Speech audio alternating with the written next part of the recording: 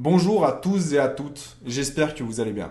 Aujourd'hui, on se retrouve pour la suite du challenge des 500 euros mensuels. La première fois, j'ai investi 500 euros, mais c'était surtout pour marquer le coup.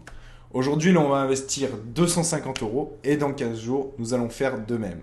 Nous allons réaliser le débrief sur ce qu'il s'est passé depuis les 15 derniers jours, puis injecter 250 euros dans le marché et voir comment nous allons les répartir. Nous allons suivre l'évolution depuis CoinMarketCap et voir ce qu'il en est pour chaque position. À savoir que le Bitcoin et l'Ethereum stackés, donc les rendements qu'ils nous ont apportés, ne sont pas recensés sur CoinMarketCap. Nous nous retrouvons donc tout de suite sur CoinMarketCap. Comme nous pouvons le voir, le portefeuille a subi une baisse de 5%.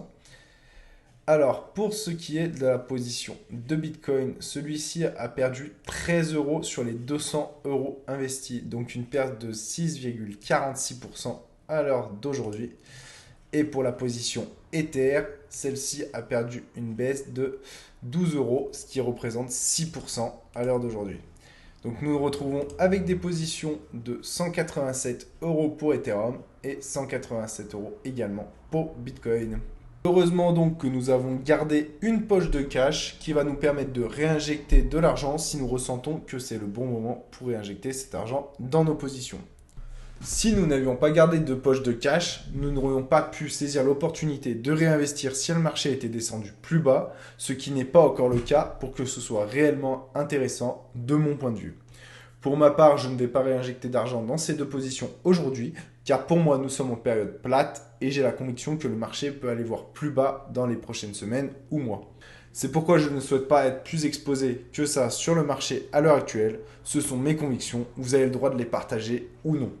Nous allons donc maintenant directement repartir sur Binance pour réinjecter 250 euros aujourd'hui et les placer sur les actifs qui me semblent pertinents.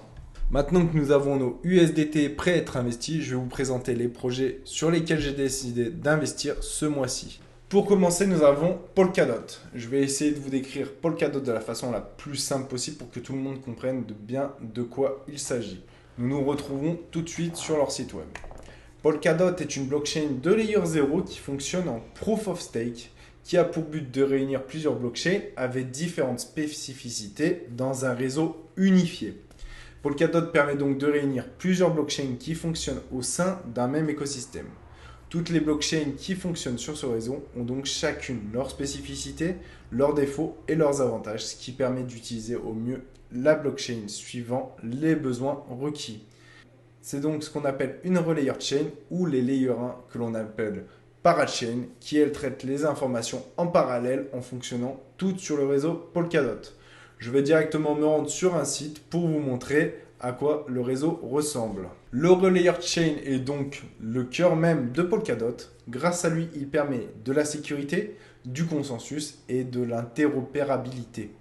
La crypto-monnaie est le DOT qui sert aux validateurs de sécuriser le réseau global grâce à leur stacking. Les layers 1 connectés au réseau blockchain fonctionnent donc en totale autonomie, donc ils ont leur système de gouvernance, leur économie et leur système de conception. Toutes sont connectées sur Polkadot, ce qui permet une plus grande sécurité et également de pouvoir échanger des tokens de layer 1 entre les différentes parachains. L'idée est donc de permettre un compromis entre toutes les blockchains qui sont connectées à son réseau pour permettre différentes fonctionnalités et cas d'utilisation. Une dernière chose à savoir sur cet écosystème, c'est que les parachains sont gérés comme un bail. Donc c'est une durée variable qui est gérée par des enchères, ce qui veut dire que c'est la communauté qui décide des parachains qui sont ajoutés ou non sur le réseau Polkadot. À savoir qu'à l'heure actuelle, seuls 100 parachains peuvent être implémentés sur le réseau de Polkadot. Mais la technologie permettra sûrement d'en gérer plus tard. Ce qu'il faut en retenir, c'est que seuls les projets les plus innovants sont donc ajoutés à ce réseau et sont évalués par la communauté. Nous devons également noter qu'il est possible d'acheter ou de revendre une place de parachain sur le marché secondaire. Maintenant, pourquoi investissons-nous sur ce projet? Sachant qu'à l'heure d'aujourd'hui, pas de projets exceptionnels se sont encore construits sur ce réseau, il a de bonnes chances de connaître un succès grandissant dans le futur. Il suffira que quelques gros projets se construisent sur celui-ci, ce qui lui fera le buzz pour que le DOT parte à la hausse et donc que notre investissement soit gagnant. Le travail sur ce layer 0 se fait dans l'ombre, mais leur technologie est quand même bien innovante. À noter tout de même que l'on peut comparer leur système en quelque sorte au réseau Cosmos que nous allons présenter dans une future vidéo. Deuxième choix d'investissement dans cette vidéo, le Moonbeam avec sa crypto-monnaie, le GLMR. Le GLMR est un alliage entre deux blockchains bien connus, Ethereum et Polkadot que je viens de vous présenter de façon vulgarisée et simplifiée. Le Moonbeam est un layer 1 qui est une parachain du réseau Polkadot. Celui-ci est développé pour réaliser des smart contracts sur le réseau de Polkadot tout en étant compatible avec le réseau d'Ethereum. Ethereum qui, je le rappelle, pratique des frais très élevés quand sa blockchain est engorgée à cause de son infrastructure quand la demande pour utiliser le réseau est grande. C'est pour cela que Moonbeam gère ses smart contracts sur le réseau de Polkadot tout en étant compatible avec le réseau d'Ether. C'est révolutionnaire car il permet de désengorger le réseau d'Ethereum en utilisant la base de Polkadot tout en réduisant les frais pour les smart contracts qui peuvent parfois être très élevés. Le GLMR est donc une crypto-monnaie permettant la gouvernance du réseau et de sa sécurisation via du stacking.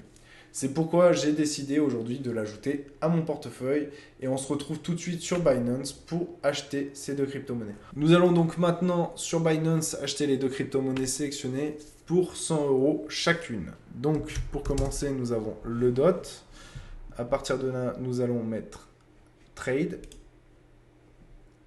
DOT face à l'USDT car je souhaite vendre de l'USDT pour acheter du DOT. Nous nous retrouvons donc maintenant sur la place du marché et nous allons l'acheter au prix du marché et non un ordre limite ou stop limit. Pour un total de 110 USDT, ce qui représente 100 €. Donc je vais acheter du DOT. Voilà. Mon ordre est bien passé. Je peux maintenant aller acheter mon GLMR. Donc à partir d'ici, je tape GLMR. GLMR face à l'USDT. Là, nous avons le prix actuel, donc 4,05 $. Je veux l'acheter au prix du marché et toujours pour la même somme, donc 110 $, qui représente 100,70 €. Je clique sur Buy. Mon ordre est passé et voilà, maintenant je possède des GLMR et du DOT. Je peux les retrouver dans mon portefeuille général. Nous revoilà donc dans le portefeuille général avec notre DOT et notre GLMR. Toujours dans l'optique de la baisse du marché dans les prochains mois, je conserve donc une poche de cash de 100 € que je garde sous le coude en cas de baisse pour pouvoir réinjecter si je trouve le moment opportun. Je peux bien sûr me tromper, mais dans ce cas, ayant déjà investi une partie de la somme prévue, je ne serai pas frustré si le marché fait l'inverse de mon ressenti et profiterai quand même de la hausse, même si celle-ci sera moins importante pour mon portefeuille. En attendant, pour ne pas faire comme la dernière fois, je vais stacker les USDT restants et les DOT, sauf GLMR qui n'est pas encore proposé sur la plateforme de Binance. Donc maintenant que nous nous retrouvons avec nos USDT, nos DOT et nos GLMR en spot, nous allons stacker le DOT et l'USDT car c'est les deux seules crypto-monnaies que me permet la plateforme Binance. Pour ce faire, je vais dans Earn, Binance Earn. Donc à partir de cette page, nous allons chercher nos coins que nous souhaitons. Donc pour mon cas, DOT. Donc voilà, je me retrouve avec du stacking locké pour 120 jours. Donc ça veut dire pendant 120 jours, je ne pourrai pas déplacer ces dots. Ou si je le fais, je perds le stacking qui est de 20% à l'année. Ce chiffre représente donc le pourcentage à l'année. Donc il est à diviser par 12 et à multiplier par 2 si vous voulez avoir vos rendements sur 2 mois. Donc à partir de là, je clique sur Stake. Voilà. Je me retrouve donc sur cette page, je clique sur 120 jours, je mets le max de dots que je possède avec l'auto-stacking, je valide les conditions de Binance et je confirme la transaction. Pour la deuxième crypto-monnaie, je retourne sur cette page, je tape l'USDT. Maintenant, hop. Donc là, nous nous retrouvons sur cette page avec l'USDT et toutes les solutions que me permet Binance pour le stacker. Je vais cliquer sur Subscribe pour stacker mes USDT. Je souhaite le stacker le maximum.